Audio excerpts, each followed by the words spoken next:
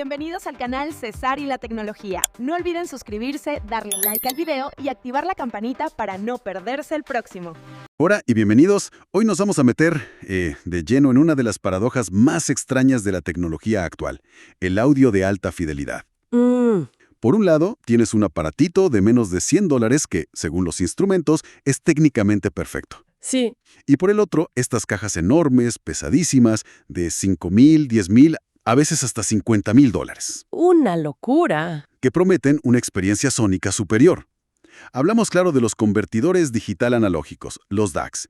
Y la misión hoy es, bueno, tratar de entender qué está pasando, qué se obtiene realmente al pagar más. Es que has tocado uno de los debates más feroces de Internet. Es casi una guerra. Sí, ¿verdad? Al revisar el material, ves que hay dos bandos totalmente opuestos. Por un lado, los objetivistas, gente que se basa solo en mediciones de sitios como Audio Science Review. Puros números. Exacto. Para ellos, un adaptador de Apple de $9 es todo lo que necesitas. Dicen que es transparente, o sea, Que no colorea el sonido. justo. Y que en una prueba ciegas, nadie, pero nadie, podría distinguirlo de un equipo carísimo. La ciencia pura y dura. Eso. Y en la otra esquina están los subjetivistas. Para ellos, las mediciones no capturan la magia, la musicalidad. Ah, las palabras que siempre aparecen. Siempre. Hablan de componentes exóticos, de construcción artesanal. Para ellos, escuchar música es una experiencia que va mucho más allá de los números. De acuerdo. Empecemos a desarmar esto. Si la diferencia de precio es tan abismal, tiene que haber algo en la ingeniería que hace que un DAC cueste $80 y otro $5,000. La diferencia principal, el corazón del aparato, está en cómo convierten los ceros y unos en la onda de sonido que escuchamos. Y ahí hay dos filosofías. La primera, y la más común por mucho, es la modulación delta sigma. Ese nombre suena a nave espacial. Suena complicadísimo, pero la idea es súper ingeniosa. Es la tecnología del 99% de los DACs. Desde el del teléfono hasta los más caros. Exacto.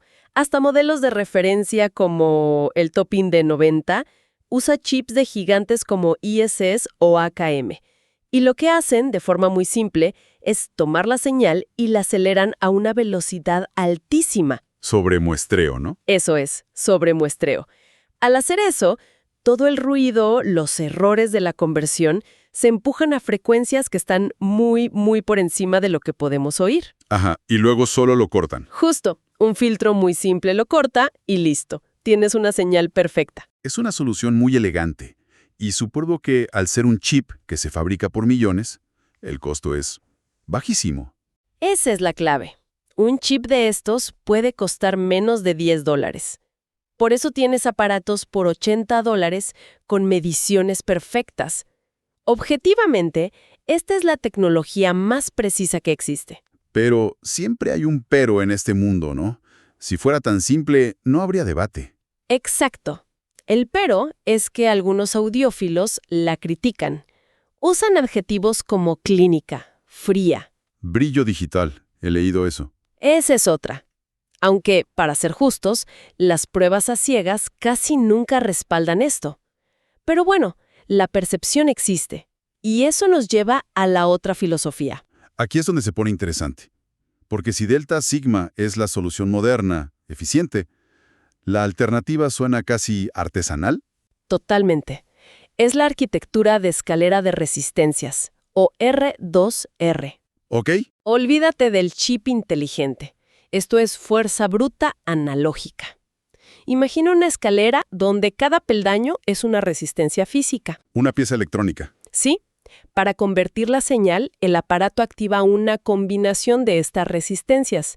Es una conversión directa, bit por bit.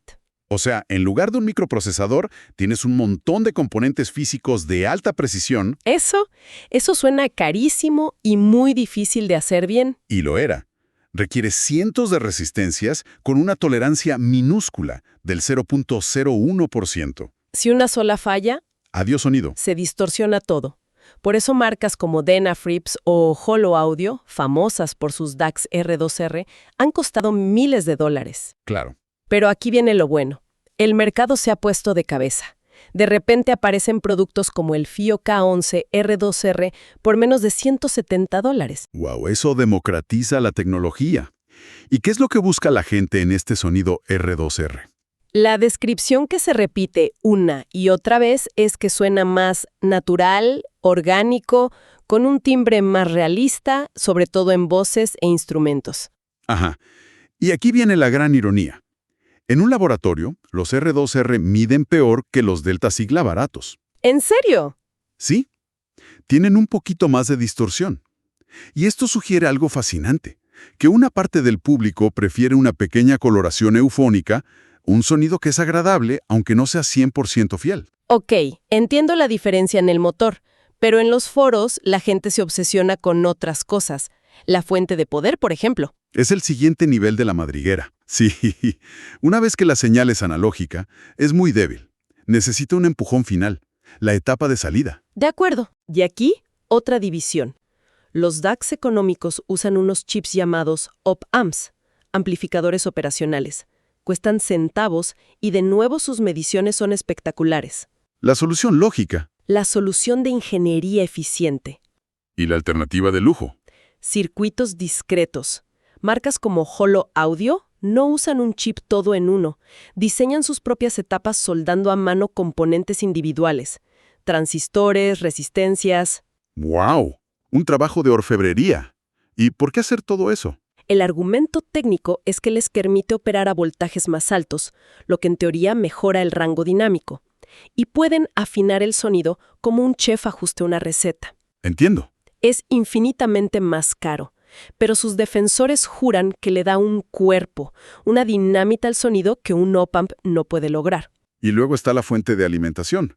He visto gente gastar más en la fuente que en el propio DAC. Es una obsesión, es otro campo de batalla. La mayoría de los DACs económicos vienen con un transformador de pared pequeño, una fuente conmutada. Eficiente.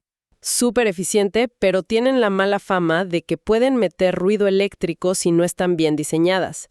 Aunque, ojo, marcas como Topping han demostrado que se pueden hacer fuentes conmutadas perfectamente silenciosas. Y en el rincón del lujo tenemos... El transformador toroidal, gigante y pesado.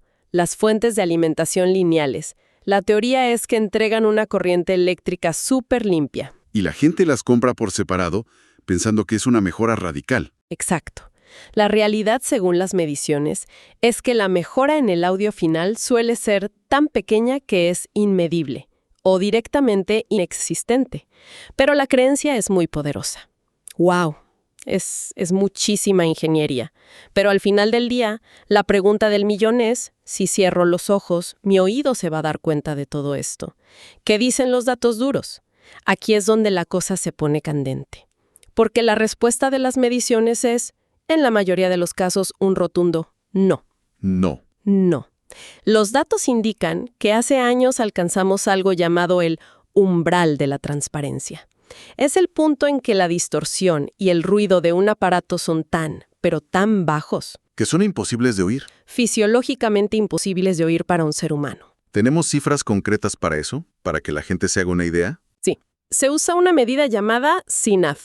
Un DAC como el SMSLS1 de $80, por ejemplo, alcanza un CNAD de unos 118 decibeles. O sea, para entenderlo, ese CNAD de 118 decibeles es como tratar de escuchar un alfiler caer en medio de un concierto de rock. Es la analogía perfecta. El ruido del DAC es tan bajo que es imposible de oír en el mundo real.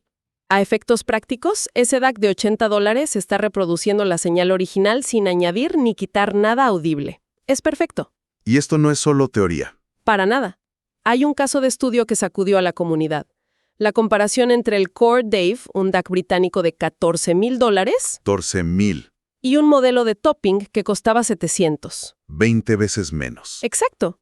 Las mediciones de Audio Science Review mostraron que el Topping, en algunos aspectos como el piso de ruido, era superior. Increíble. Demostró que la ingeniería de ultra precisión se ha vuelto una mercancía, algo accesible. Ok, las mediciones dicen una cosa, pero el argumento siempre es, tienes que escucharlo. ¿Qué pasa en las pruebas a ciegas? Ese es el golpe de gracia del argumento objetivista. Y hay una prueba muy reveladora, realizada en 2024 por el bloguero Archimago. La metodología fue brutalmente simple. A ver, cuenta. Comparó un simple adaptador de audio de Apple, el dongle de $9, contra un streamer de referencia absoluta, el Link Climax, un equipo de $20,000. Espera.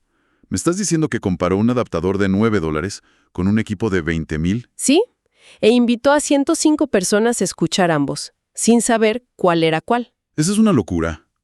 A muchos fabricantes de lujo no les debe gustar nada que esto se sepa. El resultado fue demoledor. El 43% de los oyentes no pudo distinguir diferencias significativas. Casi la mitad.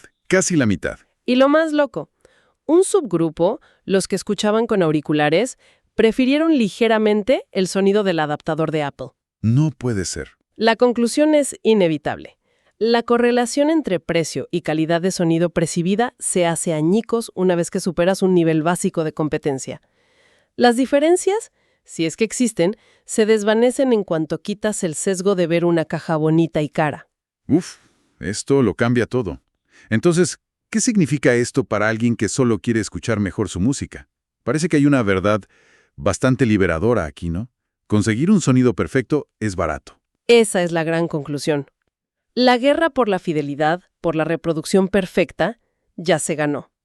Y se ganó en el segmento económico. Un DAC de menos de $100 ya es transparente. Exacto, un SMSL-SU1 o incluso un dongle como el FIO K11 te da un sonido transparente. La conversación ya no es sobre si necesitas gastar más para obtener fidelidad. Entonces, ¿por qué sigue existiendo el mercado de lujo? ¿Por qué alguien se gasta $5,000 en un Holo Audio si no es por una necesidad sónica que es? La conversación se ha movido de la necesidad sónica al deseo de la excelencia. Me gusta eso. Quien compra ese Holo Audio no está comprando solo sonido, está comprando un paquete de cosas. Primero, una obra de ingeniería. Es como comprar un reloj mecánico suizo en la era del Apple Watch. Valoras la artesanía, el objeto en sí mismo. Exacto. Segundo, compras funcionalidades únicas. Un DAC como el RME-ADI2 es una navaja suiza para el audio. Tiene ecualizadores de nivel de estudio, analizadores, pagas por una herramienta profesional. Claro. Tercero, pagas por durabilidad, por un chasis de aluminio que durará 30 años. Y por último, y esto conecta con lo del R2, buscas una firma sonora particular. No buscas la neutralidad, buscas un sabor. Una interpretación. Una interpretación artística del sonido que a ti te gusta. Entonces, resumiendo, la recomendación sería hacer una especie de pragmático ilustrado. Puedes comprar algo económico con la tranquilidad de saber que técnicamente es perfecto. Sí. Y al mismo tiempo, ver el high-end como una afición, como quien colecciona arte o relojes, donde se valora la artesanía, el diseño. Es la forma más sana de verlo. No hay una respuesta correcta o incorrecta, sino diferentes metas. La alta fidelidad se ha bifurcado. Tienes el camino de la perfección accesible y el de la excelencia artesanal, y ambos son válidos. Hemos visto que la perfección técnica en el audio es más accesible que nunca. La pregunta para quien nos escucha ya no es ¿cuánto tengo que gastar para que suene bien?, sino ¿qué tipo de experiencia estoy buscando? Y eso nos deja con una reflexión final muy interesante. Si un DAC de $100 reproduce la señal con una fidelidad que nuestro oído es incapaz de distinguir de la perfección, ¿qué es lo que buscamos en un equipo de $10,000? Buena pregunta. ¿Es la búsqueda de una conexión más profunda con la música? ¿O es la fascinación por la máquina en sí misma? Una especie de joyería de audio que valoramos por su belleza, su construcción, mucho más allá de su función audible. Es una pregunta que queda en el aire para cada aficionado.